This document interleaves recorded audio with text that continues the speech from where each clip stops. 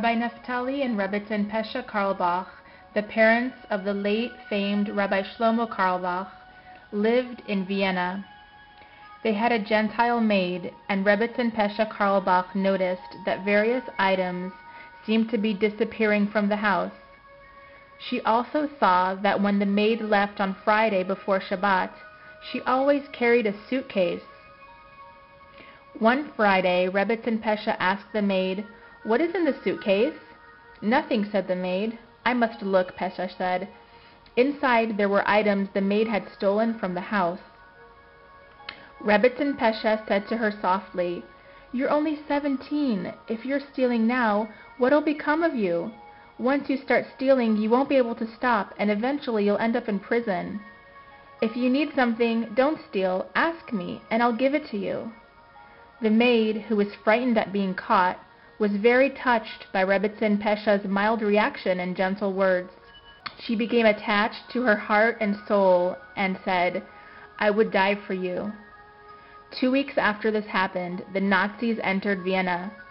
They immediately arrested every Jewish girl over 15 on the pretext that they would have to clean the barracks being prepared for the German soldiers. But something else might also be required. The Carlebachs were terribly afraid for their 16-year-old daughter, Shulamit.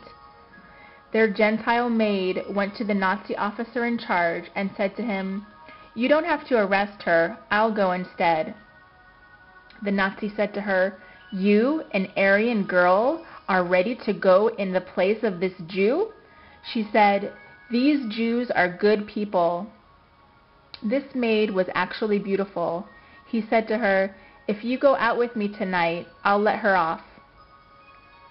I have to bring her in because of my superiors, but I'll immediately let her go home." The maid went out on a date with the officer. The next day they arrested Shulamit Carlebach, but soon brought her home on a scooter.